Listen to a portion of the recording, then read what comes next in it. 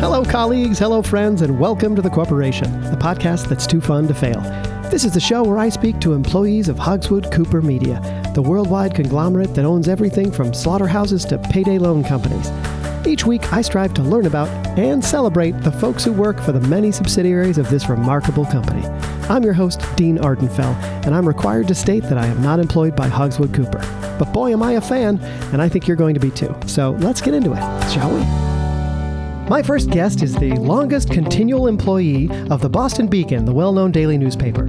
It was founded in 1861, and although my guest doesn't go back quite that far, he has worked in the paper's nerve center, the mail room, since 1963. In addition, he molds well-known characters from popular fiction out of Sculpey clay. Please welcome Barney Frumkin, everybody. Hi, Barney. Hi, Dean. Thank you very much for having me here. It's great to have you. And are you comfortable with that microphone? You comfortable in that chair? As comfortable as a man with scoliosis can be. Great. And so you've been a mail processing clerk for 56 years at the paper. Yes, that is correct. That's impressive. And I know the paper has changed a lot in recent years and over time. What's it like in the mailroom? Does it change down there? The mailroom in the past 56 years, I gotta say, it's kind of been, it's been a well-oiled machine all the way through. Every day, letters coming in, letters going out, processing all that stuff, making sure it gets where it's going. You can't have a business without the mail. That's what we always say. Well, it's clear that you are passionate because you've been in this one role for 56 years. And I tried to go back and find some of your coworkers from back in the day that you started with, but literally every one of them has died. And when I looked at the records, most of them were promoted out of the mailroom, but not you. You've been there for the whole duration. Is that a choice? Well, when I took on the job, it was an entry-level position, and I'm still holding out hope that maybe I'll move up one day. Oh, okay. So this isn't a choice on your part. I like to think that I'm where I am because they think I'm good at it. Right. That's a nice way to look at a job that has employed you for 56 years and refused to promote you. Yeah, I think that's pretty. Right. You gotta look at the silver lining. You gotta keep it up in your head and make sure everything is tip top and always going as well as it can. And for me, I've never gotten a paper cut. Never, not once. Wow, that's a feat in and of itself. And I think that with the amount of paper that I handle in a given day, that in and of itself, and not getting any of my blood on the important documents that our people need, that's pretty good. I would imagine that getting your blood all over the important documents would be sort of a non-starter at a job as a mail processing clerk. It is frowned upon. Yes, I'm sure it is. So, but the paper has changed a lot in recent years. Like for instance, in the last 10 years, they've laid off all their photographers. People are just using iPhones. A lot of the reporters, a lot of the reporting just isn't happening anymore. It's just they're just aggregating it from other websites. Is there still mail coming in, even though they've downsized by about 80% at the paper? Oh yeah, no, we still get mail. We get a lot of mail. We get cease and desist letters. Okay. We get several of those a day. Yep. We also get, I believe it's called hate mail. Yes, hate mail. Yeah. You get a lot of that. Yeah. We get sometimes they have us open packages if, they do. If they're suspicious looking. And we get several letters a day at least that are made of like cut out bits of magazines. So walk me through this. Let's say a package comes in that's suspicious in some way, and rather than calling the authorities, they just have you guys open it. Yeah. Well, we're professionals. Sure, but like what are the steps that you would take that maybe I wouldn't take when opening a suspicious package? Oh, sure. So here, I'll lay out a full hypothetical for you. The mail layman. Right, layman. Yep. So let's say a package comes in. Package. It's like a 3x5 little box, and then maybe it's got some white powder coming out of it. Okay, right. That would be the suspicious part. So we put it on one of the trays, to go up to wherever it goes to. And we say we bring it upstairs to the CEO, and the CEO gets it, and she says, "Well, what's going on with this?" So you wait for the CEO to look at the package with the white powder coming out of it, and well, we can't open someone else's mail without their consent. It's a federal offense. I see. And so your first goal even above the safety of the package is get the package to the person it's intended for. Dean, do you know how important the mail is? I feel like you've been pressing that point upon me. So we bring it up to the CEO. Yeah. She says, what's going on What's with this white powder? Yeah. Yeah, and we say, oh, sorry, ma'am, we'll take it back downstairs. Yeah. So we take it back downstairs, and then right in the middle of the mailroom with everybody watching, because you got to have witnesses. Yeah, sure. We usually first we like to hit it with a hammer. Okay. Just because if there's anything alive in there, you know, like if they mailed us a snake, Yep. we got to take care of that first. Sure. So has that happened before? Twice in the time I've been there. And what happens when you hit a box with a snake in it? If you hit it hard enough, the snake dies. Okay.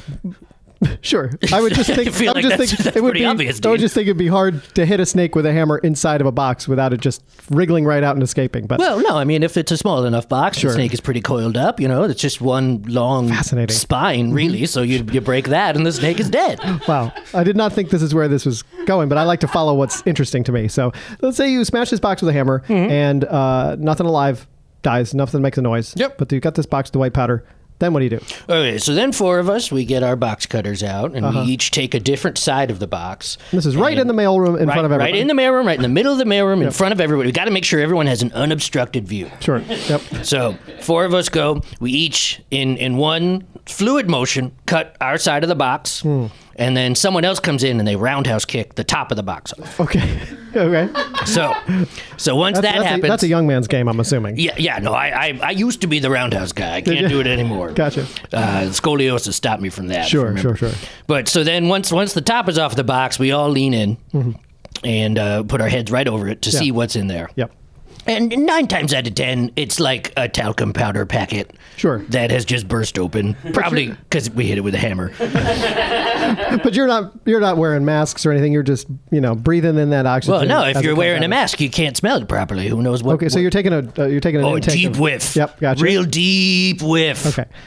And what if that powder is toxic in some way? It hasn't happened yet. Oh, well, that's good. No paper cuts, and luckily no paper cuts, no toxins. Wow, that's fantastic. Well, I feel fortunate to be sitting across from you.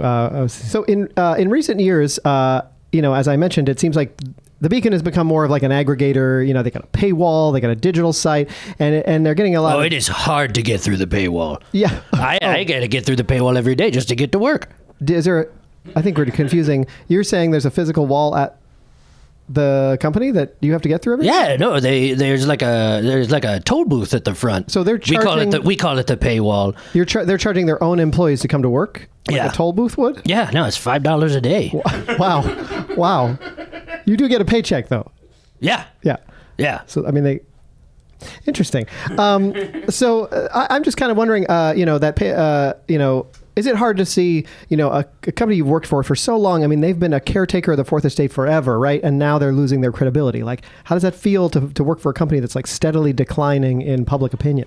Well, I think, and I think this is an opinion that most people share, that the public doesn't know what's good for them. So I think they need to be told what's good for them, and they need to have people who are educated and morally minded make those decisions for them. I see. And so the 17 people who still work at the Beacon, you think are the right, morally minded people to be basically telling people what to think? Obviously. Otherwise, why would they be there? Right. And why would you be there, still working there after all these years, right? Smart cookie. And now, so I'm just wondering if you've ever, obviously you're not allowed to open the mail, right? Unless there's something. Unless someone tells us to, we do not open the mail. We shake it. So you shake it? Yeah, we shake it sometimes just to see if there's, bells in it. Yeah. Or bells. Or something. So if around Christmas time, sometimes people mail bells. I see. So I guess I'm wondering, if has any mail ever come in opened and you've gotten a look at something that maybe wasn't intended for you, but just by accident you've seen stuff? Oh yeah. Oh, that happens quite often. I'd say probably at least once a quarter. What kind of stuff have you seen? Oh, let me think back. The Watergate tapes. Oh wow. So they mailed the Watergate tapes to the Boston Beacon? Oh yeah. And so I was under the impression that it was two Washington Post reporters that broke that story. But why would anybody send it to your paper? Oh no, this was in 2002. Oh, okay. Someone sent the Watergate tapes to. Why? I don't know why. I just remember that we got this envelope and I looked inside and there were two like TDK cassette tapes that one of them said Watergate side 1. Okay. And then on the other side it said Watergate side 2. Yeah, sure. And then the other one said Watergate B side 1. And then the other side said Watergate B side 2. You know, and it seems like you got to hear the Watergate B sides. Let me tell you. Do I? They haven't been like released to the public. Oh no. But there's some real like solid experimental stuff on there. Oh, okay. I'm going to move on to my second guest here in a moment, and we're going to get back to. I really want to talk about your hobby as well because it's a really interesting hobby. But before we do that, let's pause and hear a quick word from our sponsor. We'll be right back. The Corporation is sponsored by Vermont Comedy Club, offering world-class stand-up, improv, and sketch comedy 5 nights a week. This weekend, see Roy Wood Jr. from The Daily Show. The Comedy Club has a full bar, food menu, and table service, so make a night of it. Vermont Comedy Club is located just downhill from the Flynn Theater on Main Street in Burlington. They also offer classes for adults and camps for kids. For more information, visit vtcomedy.com. Now, back to the show. And we're back. We've been talking with Barney Frumkin, mail clerk for the Boston Beacon, and now I'm going to bring in my second guest to the conversation, who works for a totally different subsidiary of Hogswood Cooper. Our next guest is a former star of the reality show BFF Betrayals, and a current Instagram influencer with over 2 million followers. That's pretty impressive for just 20 years old. And she's known for her perky attitude and her makeup tips online and her strong views on what she calls our totes flat earth. So please welcome Kayleigh Rutherford-Shea, everybody. Hello, Kayleigh. Hello, Kayleigh? Dan. Am I saying that right? It's Kayleigh. Kayleigh Rutherford-Shea. Kayleigh Rutherford-Shea. So Thank like the front half and the back half of the name kind of rhyme with each Yes, other. they most definitely do. Oh, that's so great. That's so. Did you make that decision when you got on when you started using the social media? Did you make this? I mean, I do think rhyming really helps your personal brand. Sure. Yeah, I could see that. So we all know you from BFF Betrayals. You were locked in a house with like your 10 best friends. Yes. And forced to betray each other's trust. How what was that experience like, and what were some of the challenges? It was crazy. Yeah. Like by far the craziest thing I've ever done. Like Wow. I feel so #blessed to have been a part of that experience. Yeah. And even though you came out of it with very few friends. Oh, I lost everyone that I trust. Sure. And what's it like trying to rebuild entirely new friendships with people? Oh, it's going nowhere. Right. Well, now you're famous, so it's I'm hard so to know. famous, and guess what? Fame is a prison. Is it? Much like Lady Gaga once tweeted. Okay. Yeah. And so I really connected with that tweet. In fact, I have it framed and in my house. Wow. You do these makeup tips for girls, which is very empowering. I watch all of them, even though I don't even wear makeup. And like if there's ever like a special like lady in my life or something, I'm definitely going to show her those. But like, what's the inspiration behind doing all those? Yes. Well, makeup, it is, my life. Yeah. Other than being a reality TV star and Sure, and makeup is very important to me. Yeah. Because it's important to put your best face forward. Mm-hmm. And I think that every young girl should aim for that. Right. Yeah, absolutely. And you looked great, by the way, when you were like stabbing all of your best friends in the back on that show. Like I was always like, her face looks perfect right now. Even as you were like crying, you would like reapply mascara.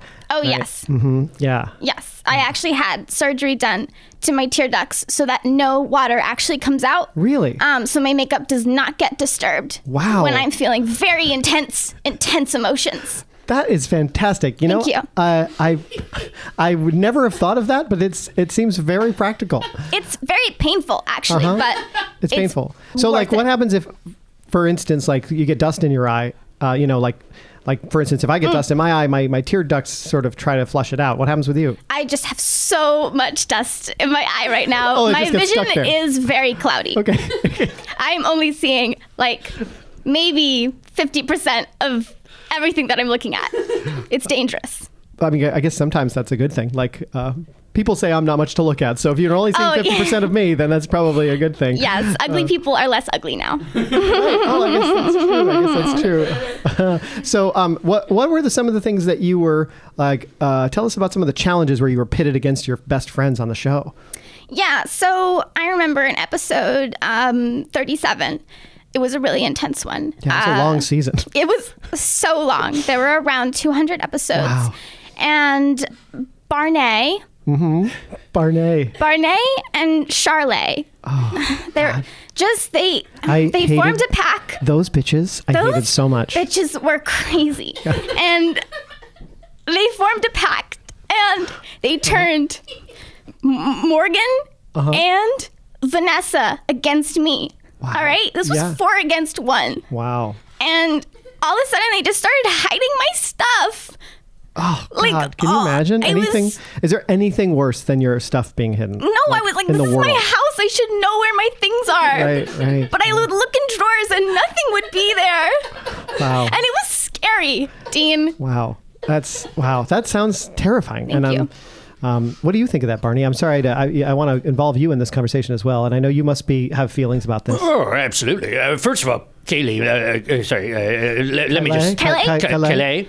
Kayleigh, am I saying that right? Rutherford-Shea, yes, the rhyme. Kayleigh, Rutherford-Shea, big fan. Thank you. I love the show. Do you all have a television down in the mailroom? Oh yeah. It keeps us motivated. Usually we're watching MSNBC, but anytime BFF Betrayal comes on, we're clicking it over. Sure, of course, yeah. Yeah, thank you. And I just gotta say, like, if I remember the scene when you looked in that drawer and no tears came up, and I felt like I was crying for you. Thank you so much. I appreciate all my fans. So the other hashtag that you post a lot under is this hashtag Totes Flat Earth. And I'm wondering, like, what is that? I mean, I guess it's just everything's just totes flat Earth, you know? Just every aspect of life, weird things happen. Sometimes you open a drawer, nothing's in it, and I'm like, that's totes flat Earth. Oh, okay, yeah. For some reason, I was taking it literally as though you actually believed that the Earth was flat. Is that true too? It's a little bit of both. Like, obviously, maps are flat, so why wouldn't the Earth be flat? But at the same time, sure. At the same time, like, things are just weird. Okay. So you've conflated these two things into one thing, which are, on the one hand, the Earth is flat because maps are flat, and then on the other hand, sometimes like weird deja vu things happen in your life, and you think, oh, well, the Earth is flat. It's more of a rhetorical. Totes flat Earth, yeah. Totes flat Earth. So you've used that in both contexts. You can really use it just any way you want. Like, someone could be like wearing a weird outfit, and you could be like, you look totes flat Earth. Okay, interesting. It's just very applicable to multiple things. Well, it is if you redefine the definition of it, I guess. Yeah. Well, I got to ask about the actual flat Earth theory because I'm so fascinated by this. It's the idea is that we all live on kind of a disk and that Antarctica is in the middle. Yes. And that maybe there might even be like a little snow globe kind of thing. Nope. It's just a disk floating in space. Very flat disk in space, spinning. And that's a thing that you believe. I looked it up and it's so fascinating because I know the question everyone always asks is why don't people fall off the edge of the Earth, right? But there's this theory that it's called the Pac-Man theory where you get to one edge and then you pop out the other edge. You teleport to the other edge. And so that's what you believe is happening. Oh, most definitely. I swear it's happened to me multiple times. Oh, you've teleported from one edge of the world to the other? Yeah. So the real question is, I guess we could be doing that at any moment. We wouldn't know. But where do you think the edge is that happens at? Well, I went on holiday a couple months back. I went to Cabo. And it was an amazing holiday. Like, I had so much fun. Sure. And then I swear, the next day I was like, whoop, other side of the Earth. Yeah. So was there a line that you felt like you crossed physically, or was it just No. I was partying with my girlfriends, and I hit my head really hard one night. Wow. And I just feel like there was a total switch after that. Yeah, a shift. See, now you mentioned girlfriends. Was that after the show was over? And it was like right. Yeah, I guess it was right after the show. So girlfriends it's a strong word. I guess it was more like actresses that I paid to go out with me on holiday. But, well, that's what happens with fame, right? You have to. Yeah, it's a prison. I've heard that somewhere. You've got some good company. There are other people who believe this stuff, right? Logan Paul, maybe Kanye West. Those are some famous people that are flat earthers, right? Yes, they are. Yeah. We do have a club.